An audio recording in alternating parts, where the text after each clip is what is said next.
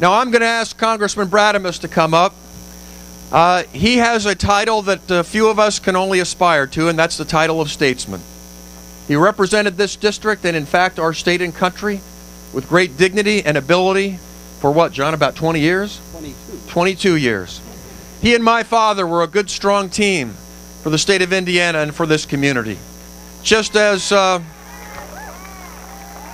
Hillary and I and John and Joe will be, and Joe Donnelly will be a good, strong team here for this district in the state of Indiana. So it gives me a great deal of pleasure to introduce to you someone that I have been so proud of and looked up to for so many years, John Brademas. John, welcome home. Thank you very much. Thank you. Thank you very much. Senator Biden, Governor Mrs.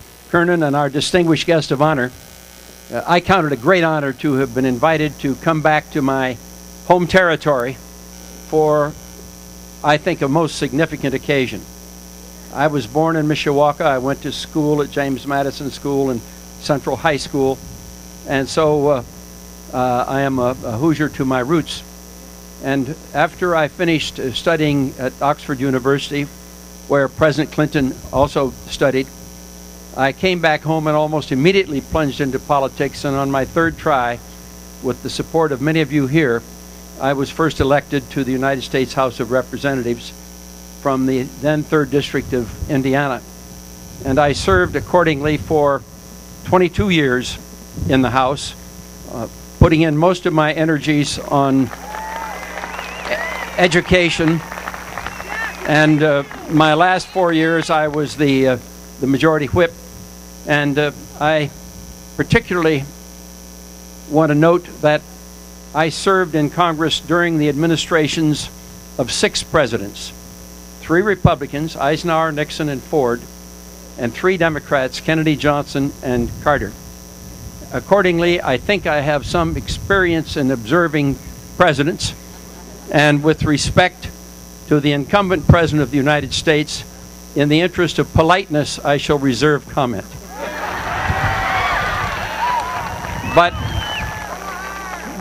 given the war in Iraq entered into under misrepresentations, given the economic recession, given the challenge of health care, the challenge that so many young people find in seeking funds to go to college, I am confident that we are going to re-elect Democratic majorities in both the Senate and House of Representatives, where Senator Bai has served, as did his father, with such great distinction. And I think it imperative that we elect a Democrat to the White House. Now, I had the privilege, after losing my seat in 1980, of having been invited to serve as president of New York University, which is the largest private university in our country. And during that service, I was invited by President Clinton to chair the President's Committee on the Arts and the Humanities, because as a congressman I had legislated in both those fields. And the honorary chair of that committee was our distinguished guest of honor, then the First Lady of the United States. So I had the privilege of working with her, coming to know her, observing her intelligence, her wisdom, her decency, her common sense. And beyond that, having observed the rich experience she had as visiting some 80 countries in the world, meeting international leaders, studying the challenges that face our country, and as you can see if you read her statements, and I've just read her brilliant speech to the American Society of Newspaper Editors, in which she addressed some of the challenges to which Senator Bai made reference.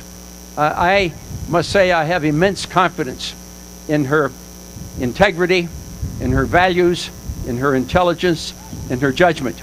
Now, this presidential primary in Indiana is vital, is crucial.